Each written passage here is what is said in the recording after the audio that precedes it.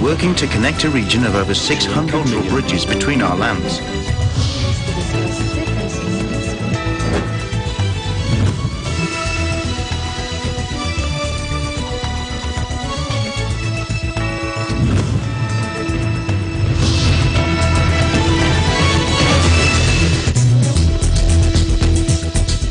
Hello and welcome to ASEAN in Focus. I'm Judith Imera, delivering to you the latest news in and around the ASEAN region on today's headlines. The Department of Health, or DOH, on Sunday reported 29 new confirmed cases of coronavirus disease 2019 or COVID-19, bringing to 140 the total number of infected persons in the Philippines.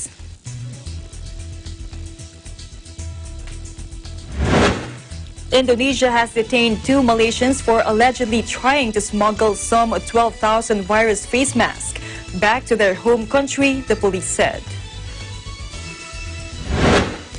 And Malaysia's football leagues will be suspended from this week to avoid spreading the new coronavirus, the official said on Friday.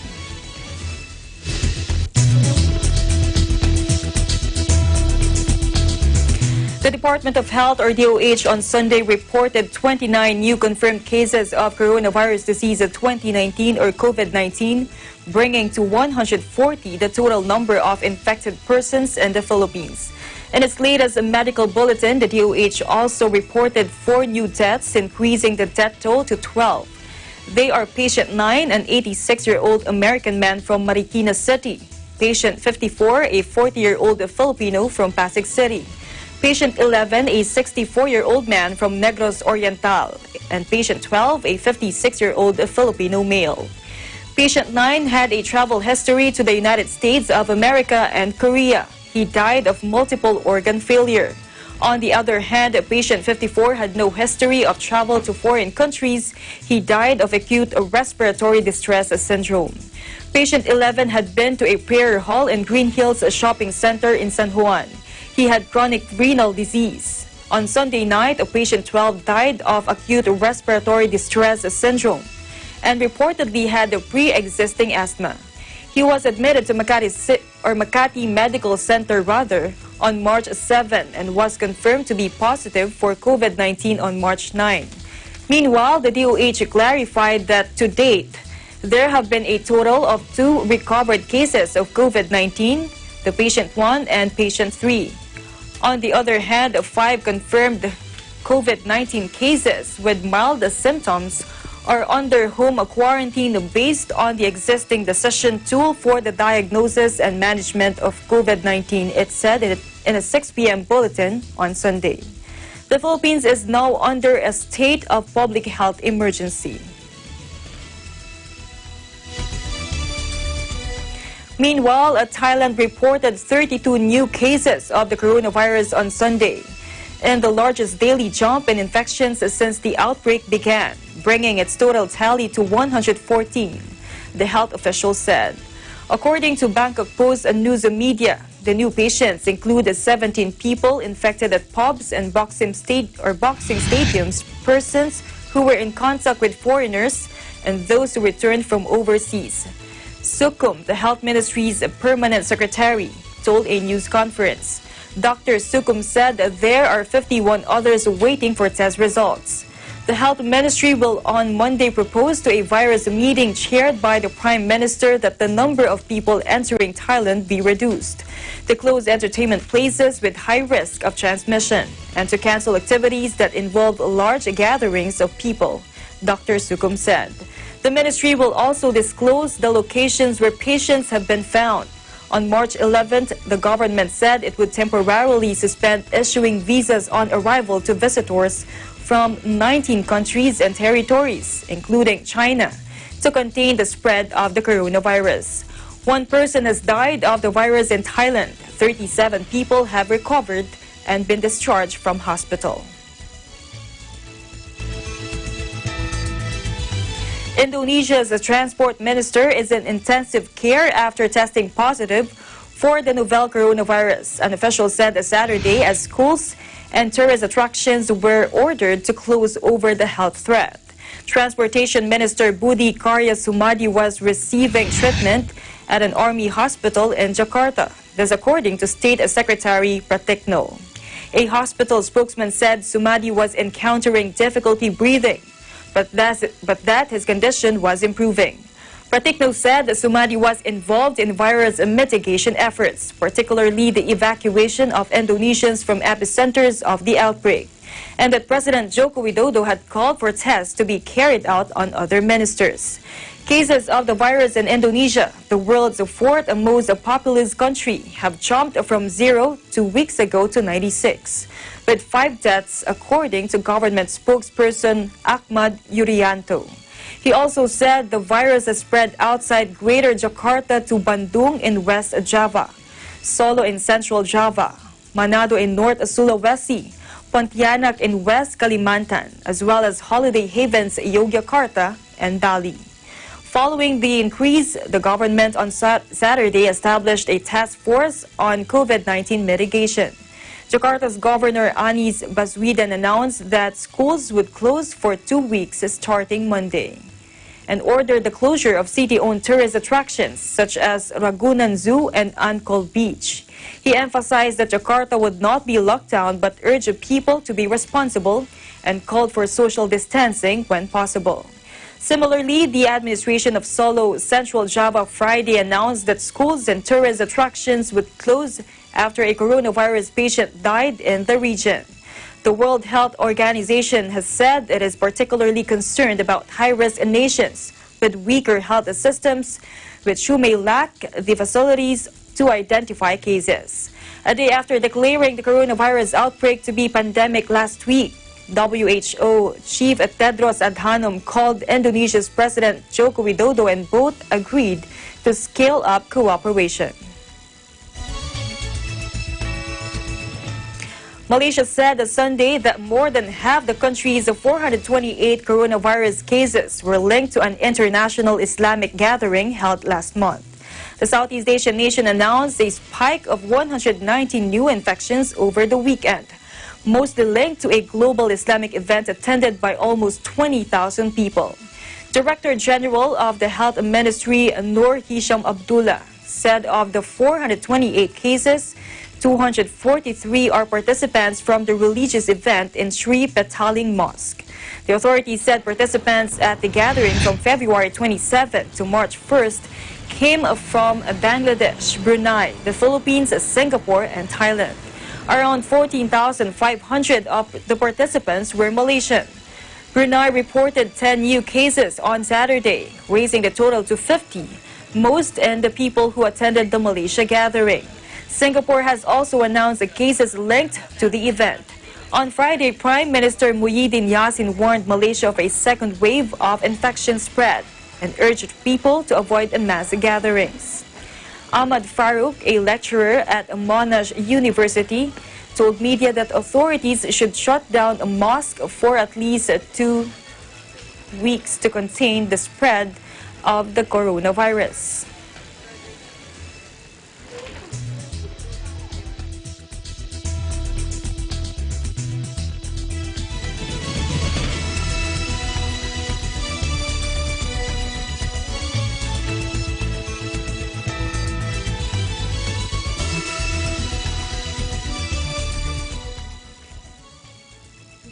Let's head on to Edmonton, where our EBC correspondent Thomas Likeness is on standby. Another friend of ASEAN, just a little information, Canada became an ASEAN dialogue partner in 1977 and is one of only 10 countries with this designation. All right, let's hear EBC correspondent Thomas Likeness and his report. Thomas? The Alberta government has adopted several new aggressive measures in the battle against COVID-19. These affect schools, it affects daycares, churches. They all face new restrictions. For churches, they no longer have an exemption from the regulations regarding large gatherings. That exemption is gone. Schools and universities, classes have been canceled. For daycares and out-of-school programs, preschool programs, again, those have been canceled. Dr. Dina Hinshaw, who's the province's chief medical officer, says this came about because of what she saw on the weekend. 17 new cases were reported. 17 in a 48-hour period. And Hinshaw says based on that, she said it's time to become more restrictive. We've got to do this to help slow the spread of the virus and also protect public health. Hinshaw says there are several concerns she had. One investigation showed that 7 of the cases came from a single gathering in Calgary. And she says this underlies the fact that gatherings can accelerate the spreading of the virus. She says she's also concerned that 2 of the cases originated from an unknown source. And she says that indicates community transmission is happening in Alberta. Now, what is community transmission? Well, that's when a person catches the virus from someone who stayed in the province versus catching it from someone who had traveled elsewhere. Community transmission is something they want to avoid and certainly slow down. So what do we do? Well, Dr. Hinshaw says the best prevention is to practice good hygiene, washing your hands frequently for at least 20 seconds. Avoid touching the face. If you've got a cough or sneeze, into the elbow or into a tissue, and dispose of that tissue correctly. Keep your immune system up, stay hydrated, stay healthy. In Edmonton, Thomas I. Likeness, Eagle News, 1 with 25. More news when ASEAN in Focus returns. Stay tuned.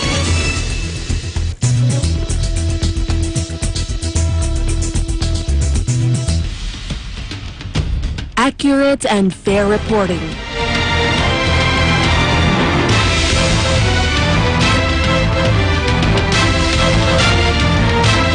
Not only from Batanes to Tawi-Tawi, but also abroad. Detailed and timely stories relevant to people all over the world. Catch all of these at Net25, your reliable source of news, entertainment, and technology updates.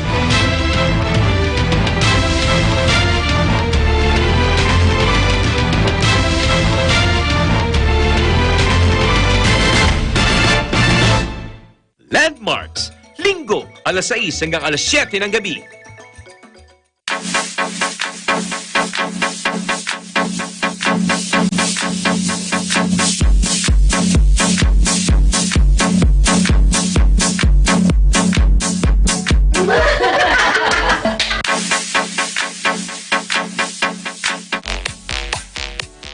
Going live with Shani Lazaro, Saturdays, 10 a.m.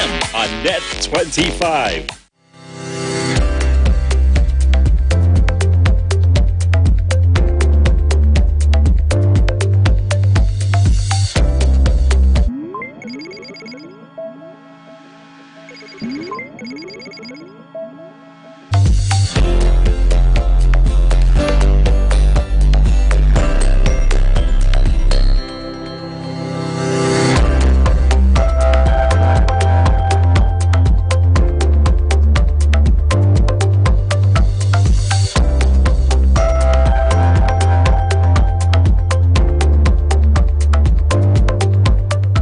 Innovation, digital disruption, globalization, startups, micro, small and medium enterprises, as well as large corporations all face interesting challenges in the market today. Peek into the world of exciting opportunities and partnerships to drive growth with the latest business news and information. We are open for business. Join the conversations to create a more vibrant environment for entrepreneurship. Catch Open for Business every Saturday from 5 to 6 p.m. Open for Business, from vision to action.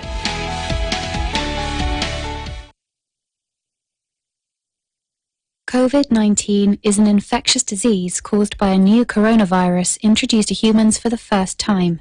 It is spread from person to person, mainly through the droplets. Stay healthy and prevent the spread of COVID-19.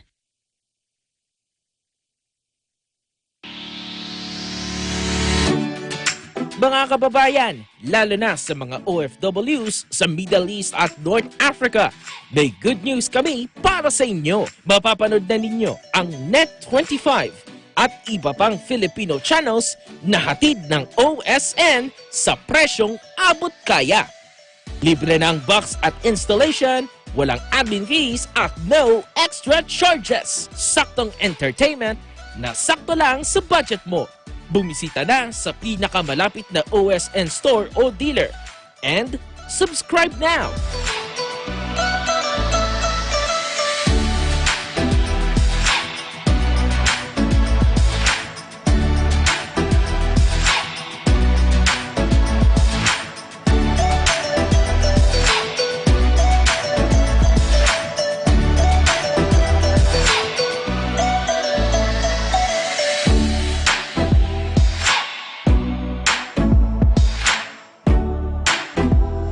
Sa Net25 at OSN, siguradong at home ka dito.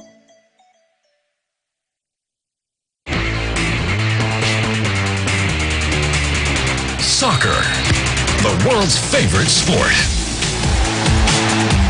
And it's no wonder. Spectacular goals and plenty of emotion.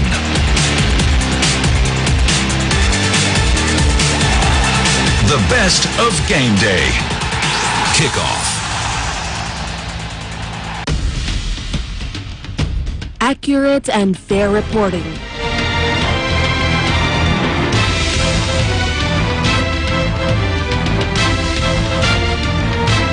Not only from Batanes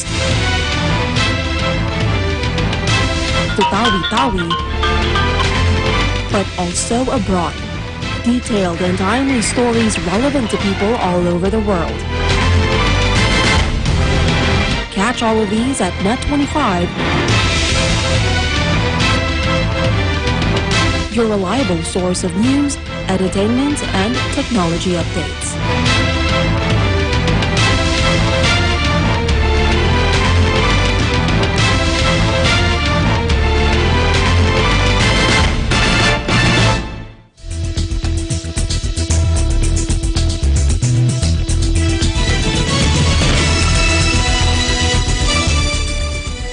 Welcome back. Here are some things to know about and how to protect against COVID-19. Our EBC correspondent in Washington, D.C., Eliza Gonzalez Manglikmot, was able to interview Dr. Amorsolo Sigita. He was part of the team that developed the pandemic live attenuated influenza vaccines against the H5N1 viruses. Take a look. So, COVID-19 is now, what it actually stands for is coronavirus disease 2019. The virus that causes COVID-19, as we are all familiar with, is called a coronavirus. So coronaviruses represent a group of viruses that have been discovered in the 1960s. And these viruses are known to infect both humans and animals. And some animals can transmit these coronaviruses to humans. So some forms of common cold are caused by coronaviruses. So we know of at least 4 of these coronaviruses that are causing the common cold. But it has garnered special attention. Probably you're familiar with the SARS coronavirus epidemic that occurred in about, 2003, in the early 2000s. And that one actually infected about 8,100 people worldwide, and among those that were infected, about 700 plus people actually died. And then in 2012, another coronavirus broke out, and it's called the MERS-CoV. It's the Middle East Respiratory Syndrome. And at that time, it was only confined to the Arabian Peninsula mainly. And for that particular virus, about close to 2,600 people got infected, and out of those, about 30% or so actually also perished. So they're garnering special attention because of all of these outbreaks that come and go. And the COVID-19 virus is also one of these group of viruses. We asked Dr. Sigita how far worse COVID-19 is compared to other known coronavirus diseases. Here's what he said. It's hard to tell because there's still so many things that we don't know yet about COVID-19. But in terms of the number of people that is already affected or infected, it looks like it is actually more easily spread. Okay. In terms of the number of people who also get sick, it looks like it's also on its way there. But there's just a lot of unknowns with this particular virus that it's too early to say how it will actually behave. So but we can just go and look past the other viruses and learn from what they have to teach us. Given that there are a lot of unknowns about COVID-19, we ask, is this enough reason to panic?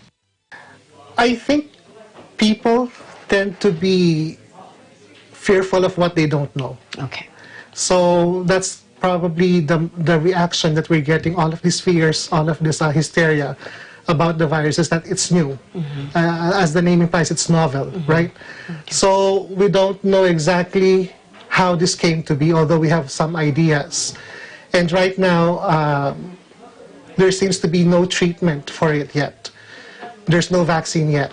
And somehow, sometimes the media plays a role in, making a hype out of all of this. But for us just to be able to be informed and be educated about what this virus actually does and what it doesn't, I think that that's the number one thing that you can do to prevent or to fight against fear. So ignorance breeds fear. So the more that you actually shed light and the more that you know about it, then... Coronavirus COVID-19 has been compared a lot with the influenza virus or the common flu. Dr. Sigita shares with us how these two present very similar cases. So with a presentation, if you get infected with the flu viruses, then these are the seasonal flu viruses that we often get, the H1N1, the H3N2, the A, influenza A, influenza B. So the presentation of the cases when they investigated the first few cases of those infected in Wuhan with a COVID-19 virus, they presented almost all of them have fever. And then about 75% have coughs. Then they also have shortness of breath. And they also have muscle aches. And if you can, as you can tell, all of these are very similar to flu. So it's quite indistinguishable clinically. If you look at the symptoms that these people, infected people have, it's very hard, very difficult to tell whether they get infected by the flu or the coronavirus. So that's why they were saying, so a lot of experts are saying that we should be more mindful and we should be, at least for now, really be more conscious about our vaccination status against the flu, because that's something that we are more likely to get, to contract or actually to be infected with, rather than the COVID-19. Right now, there is a race to develop the vaccine to help protect against COVID-19.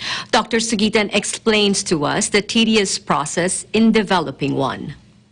I think that the help that the U.S. government has extended to all of the pharmaceutical companies and their collaboration with them is going to have a big boost in terms of the timeline of vaccine production. But typically, when you do have a vaccine, you should be able to manufacture it on a large scale. So sometimes those technical things are easier to accomplish, but what hampers the development of the vaccine is how are we going to demonstrate that it's safe and that it's effective. And we usually test this first in animal models. And when you give a vaccine, you have to play with the dosing. So you have to find the right dosage that will give you an idea how protective it might be.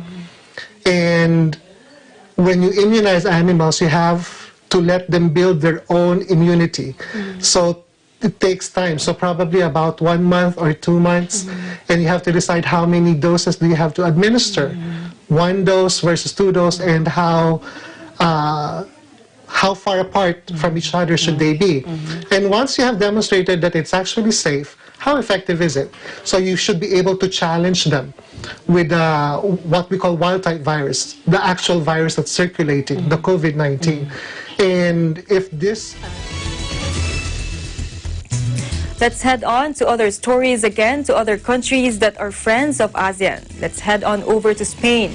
Lynn Tumbaga Diaz will give us an update on the situation there. Lynn? Yes, good morning. Yeah.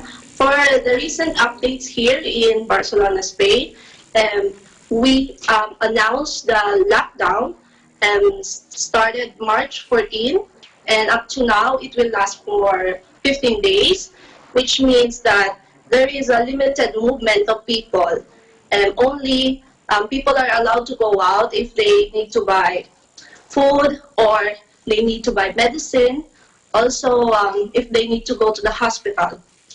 Okay, only if it is needed. Okay, there are no classes in schools also, and also for public establishments are closed, but the banks and remittances are still open.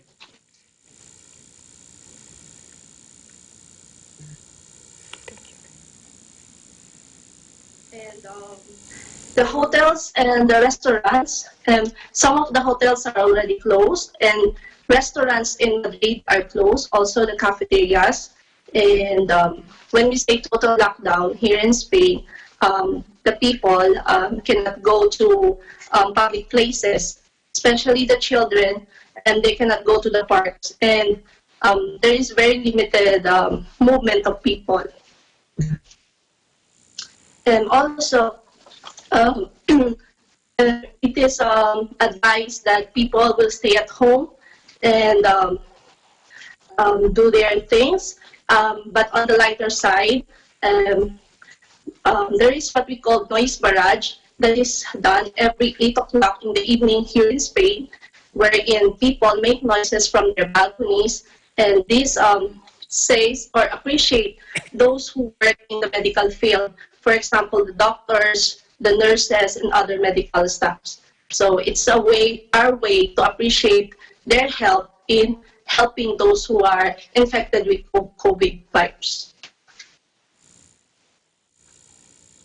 Well, that's all for now here in Barcelona, Spain. Back to you, Judith.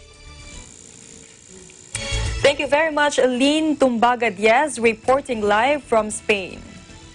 Meanwhile, the formal declaration of COVID-19 pandemic does not change the fact that you can and should take these simple steps to protect yourself and your loved ones. Take a look.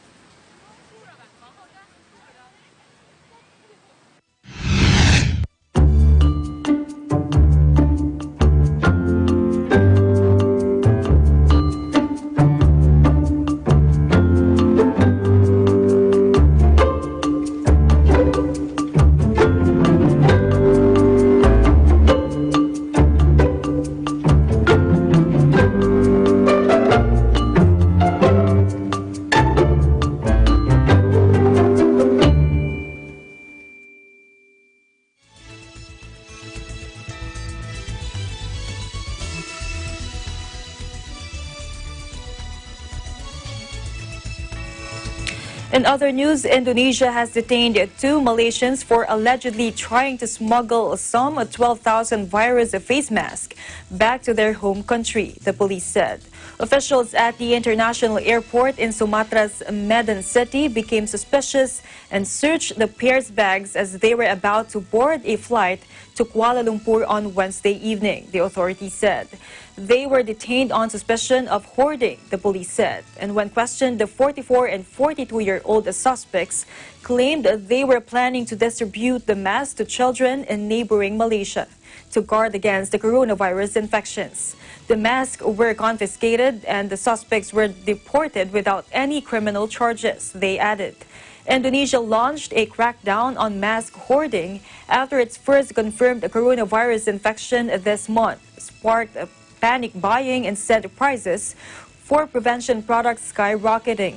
Police this week seized some 1.9 million masks or face masks from a warehouse near its second biggest city, Surabaya.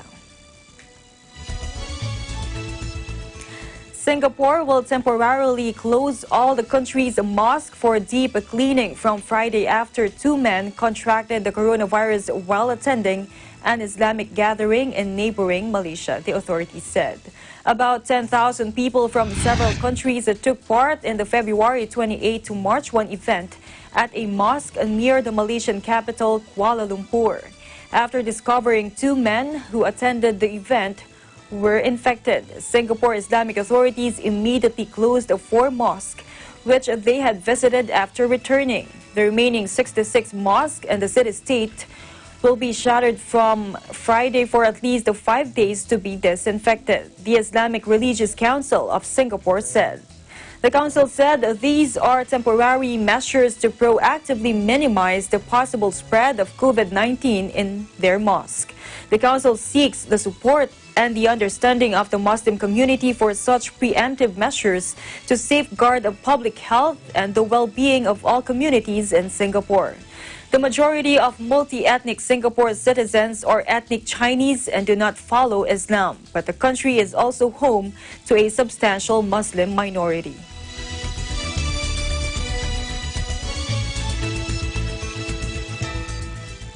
Meanwhile, changes to Singapore's electoral boundaries were announced on Friday, setting the stage for polls soon, with an opposition party saying any move to conduct elections during the coronavirus outbreak could be irresponsible. There had been doubts the election, which must happen by April 2021 at the latest, would take place in the near future due to the virus. The city-state has so far reported 200 cases.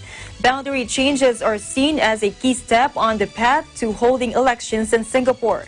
As in the past, the polls have come within months of the alterations being announced.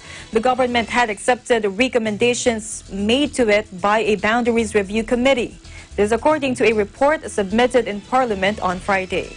The People's Action Party, or the PAP, has ruled Singapore for decades and is expected to comfortably win, with a weak opposition seen as a little real challenge. The polls are viewed as important as Prime Minister Lee Hsien Loong, the son of Singapore's founding leader Lee Kuan Yew, has said he will step down afterwards and hand the power to a new generation of leaders. On Thursday, the Singapore Democratic Party, or the SDP, one of a handful of small opposition groups, said it would be an irresponsible act to hold elections during the virus outbreak. Another opposition group, the Workers' Party, said that the committee deciding on the changes had not disclosed how it came to its decisions, and 3 constituencies where it had long been active had been dissolved. Critics have long accused the PAP of using boundary changes to tilt the polls in its favor. The changes included increasing the number of seats in Parliament to 93 from 89 currently. Meanwhile, authorities of Vietnam's capital city, Hanoi, have ordered all historic sites along with bars and musical performances to be closed until March 29 to prevent the spread of COVID-19 novel coronavirus, as the number of infection cases in the country have increased to 53. Take a look. It is. Of course, I'm disappointed a bit because I wanted to see all of these museums and sites, but I also feel like it's safer and like we have to be healthy, and if that's what's needed, then yeah, I agree with it. Okay, I understand once they close all these slates or anything else, but it's sad. I'm come here to see a lot of monument or place, anything, but I can understand. I think these measures are necessary. I think it's important to keep the spread of the virus under control, and certain areas that might find large congregations of people could be very dangerous for spreading the virus. For me personally, I would have loved to have seen it, but I think we should put the health of the Vietnamese people and of the tourists first.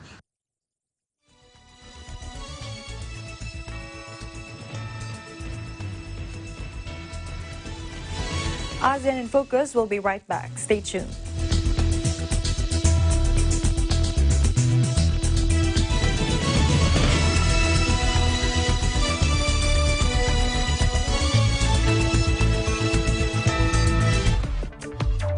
In Good Shape, your weekly health show on DW that covers many aspects of healthcare. We look at what's new in medical treatment, nutrition, fitness, and beauty. We discuss these topics in depth with specialists.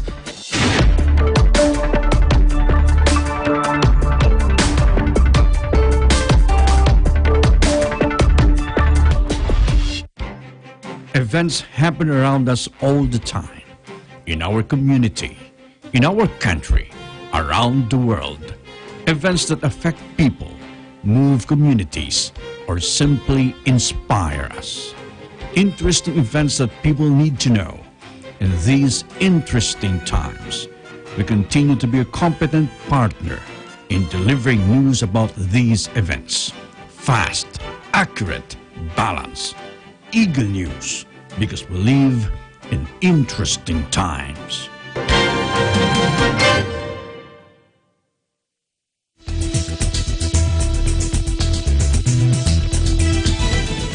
Welcome back. A total of 444 Filipinos, 438 crew members, and 6 passengers from the MV Grand Princess were brought home today by the Department of Foreign Affairs, or DFA, on board a chartered flight from San Francisco International Airport. Philippine Consul General in San Francisco, Henry Bensuto Jr., and his team monitored preparations for disembarkation at Oakland Port, which started around noon on March 14 Pacific time. Upon disembarkation from the ship, the repatriates all underwent health screening by the U.S. Department of Health and Human Services, which included thermal scanning and other diagnostics to test if they had symptoms of COVID-19. As a matter of protocol, only those who were asymptomatic were allowed to board the buses that transferred them to San Francisco International Airport. The plane left the airport at around 9 p.m. on March 14 Pacific time. The repatriates were received by the team from DFA Home Office in Manila at the Haribon Hangar in Clark Air Base, Pampanga, at around 2:15 a.m. on March 16. After landing, all repatriates were transported on chartered buses to the Athletes Village in New Clark City for the 14-day quarantine period, under the full medical attention of health professionals from the Department of Health, or DOH. A total of 78 Filipino crew members volunteered to remain on board to be part of the essential manning of the ship. Meanwhile, the 13 Filipino crew members who tested positive for COVID-19 stayed in the U.S. and were brought to a care facility for treatment. The other 3 Filipino guests disembarked and stayed in the U.S. as they are California residents. The group is the 3rd batch of repatriates that the DFA brought home from COVID-19 affected areas. The repatriation was coordinated and facilitated by the DFA through the Philippine Consulate General in San Francisco in coordination with the Carnival Corporation, the State Department's Office of the Foreign Missions, and the California Governor's Office.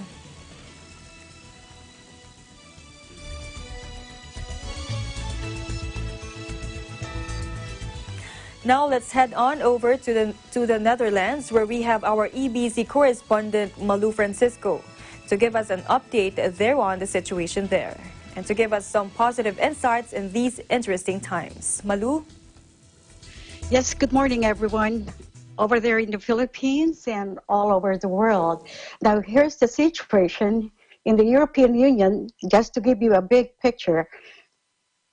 Topping the list of cases, we have, of course, Italy, followed by Spain, then France, Germany, United Kingdom, and then comes the country where I am, the Netherlands.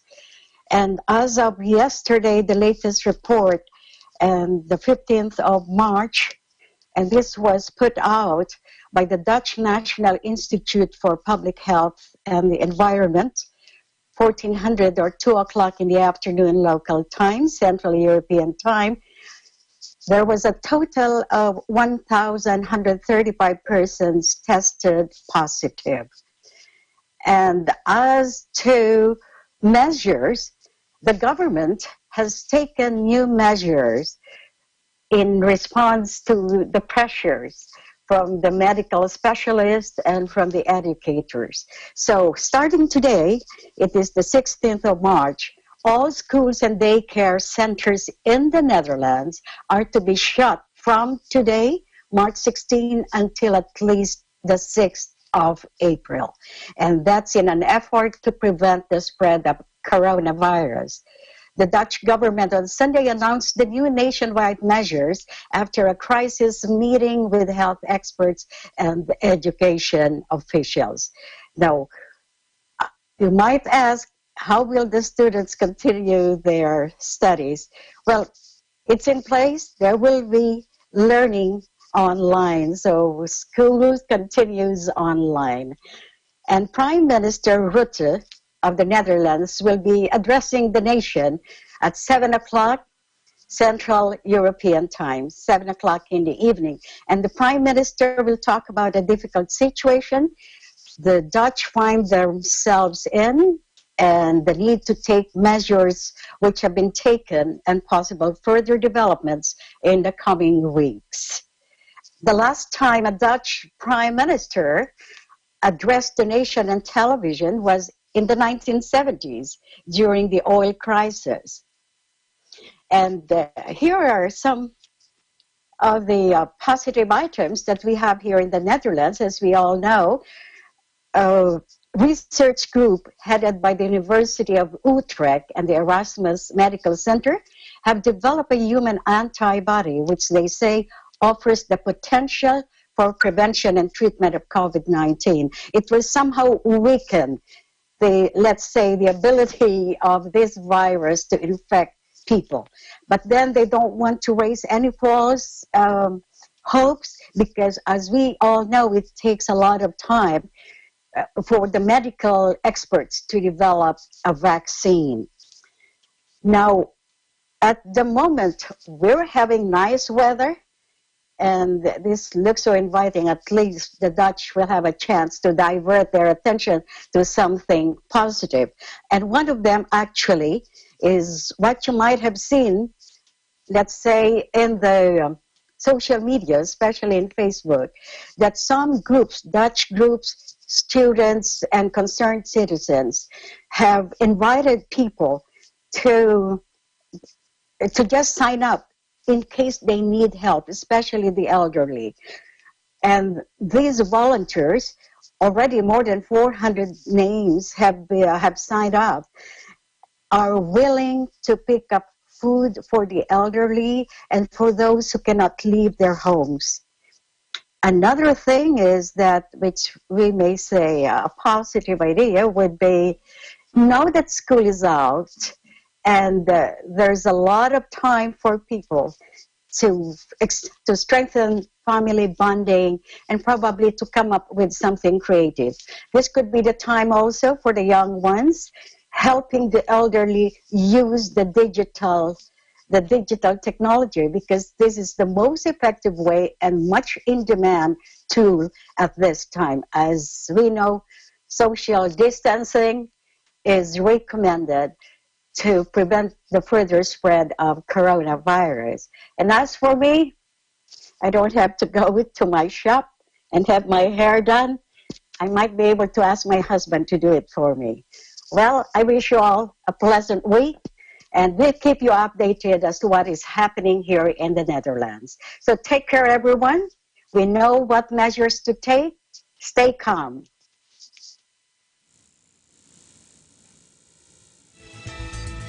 Thank you very much, Malu Francisco, reporting live from the Netherlands. Meanwhile, the Manila International Airport Authority, or the MIAA, temporarily banned entry of non-passengers and non-airport employees into the Ninoy Aquino International Airport or NAIA terminals. Effective immediately, as sending off and meeting passengers inside the NAIA terminals will not be allowed, a move which aims to strengthen the government's efforts to contain the spread of the coronavirus disease of 2019. It may be recalled that the MIAA earlier limited the issuance of access passes for the purpose of meeting and sending off of passengers. This directive is now being expanded to include the suspension of the OB or the official business card privilege, annual and seasonal ID privilege granted to offices in the different branches of government. Passengers needing assistance, such as the elderly, pregnant women, mothers traveling with infant or toddlers, persons with disability, and those with medical condition are advised to inform their travel agents upon booking that they would require assistance in the airport. To help these passengers, the Public Affairs Office of the MIAA provides a free assistance to those who may need it. Their counters are conspicuously located at the check-in halls of the NAIA terminals. General Manager Ed Monreal appealed to the public to bear with restrictions that the MIAA may have to impose in the coming days. He added that the situation is developing. They will do what is necessary under the circumstances for all the safety of all.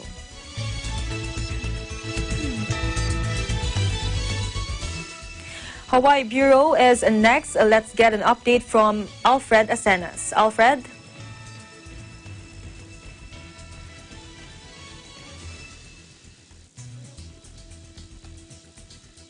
Alfred? So,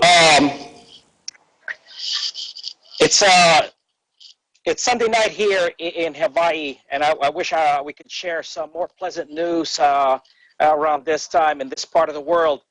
However, as we all know, for those of us following this global crisis, Hawaii is not immune. As a matter of fact, I just received the latest update from the Hawaii Department of Health that there are so far a total of 7 confirmed positive results of COVID-19. Now, here's what's interesting.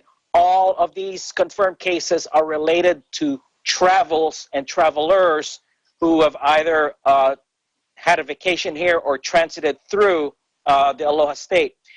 What the state officials are looking for right now, as we speak, are any cases or situations in which the resident here may have some symptoms or situations in which they could have the actual virus. That's what the state is looking for as we speak. And so far, they've conducted they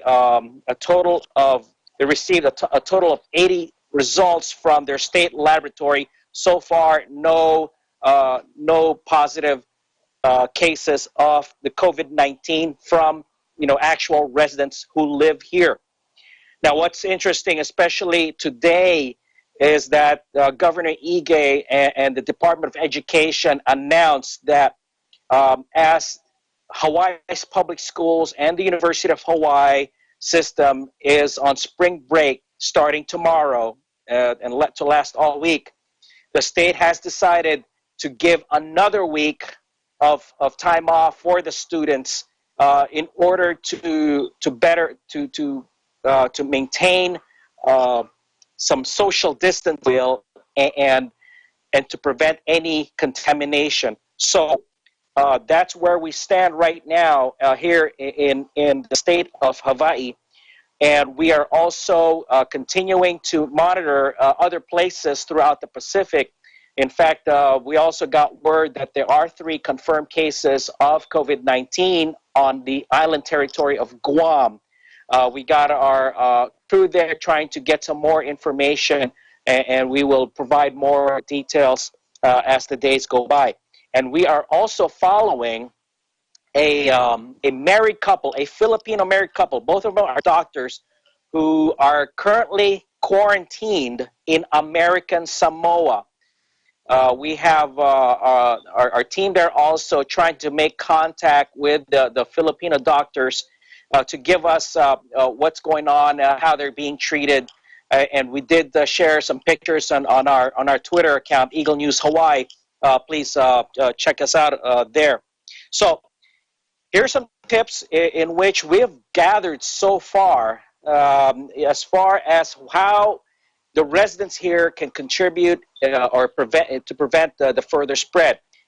We mentioned social distancing, and we also received tips on just staying at home and to avoid having to go outdoors unless absolutely necessary, and to, of course, proper hygiene, the washing of hands.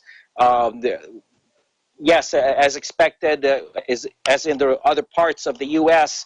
and the world, cleaning supplies like hand sanitizer, toilet paper, disinfecting wipes, even as something as like laundry detergent and alcohol are already off the shelf. So do what you can to stay clean, especially with these hands, and to avoid touching the face.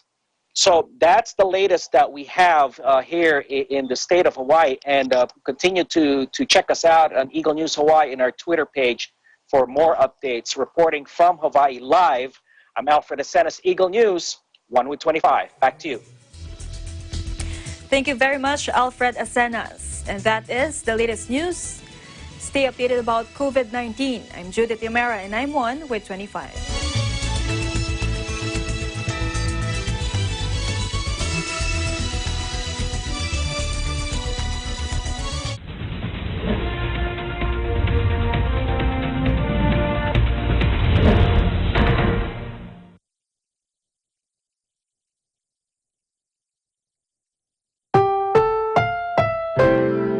Susunod na programa ay rated PG. Ito ay nangangailangan ng patnubay at gabay ng magulang para sa mga batang manonood.